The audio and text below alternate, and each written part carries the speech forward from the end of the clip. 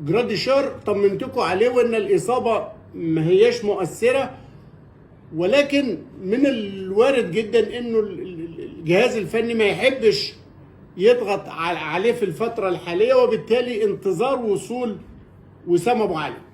وسام ابو علي خط سيره ايه يا جماعه؟ النهارده الثلاث هيشارك في مباراه مهمه جدا لمنتخب بلاده فلسطين ضد سلطنه عمان. المباراه في الاردن في استاد الملك عبد الله.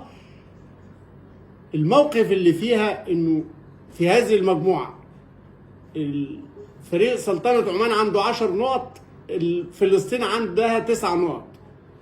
سلطنه عمان يكفيها التعادل علشان تدخل الملحق الاسيوي، والمنتخب الفلسطيني يحتاج يكسب عشان يدخل الملحق الاسيوي.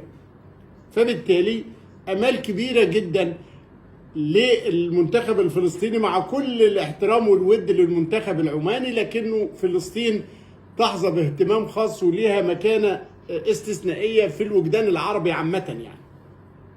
فنتمنى ان هم يتمكنوا من الفوز، لكن كمان قلوب كل الاهلاويه مع المنتخب الفلسطيني ومع وسام ابو علي، وتتمنى انها تطمن عليه وعلى حالته وانه يخرج ان شاء الله تعالى سليم. هيسافر مباشره على امريكا بعد المباراه من عمان، من عمان العاصمه الاردنيه الى الولايات المتحده، يوصلها ان شاء الله تعالى صباح الاربعاء، صباح يوم الخميس. فنأمل ان شاء الله تعالى هو هياخد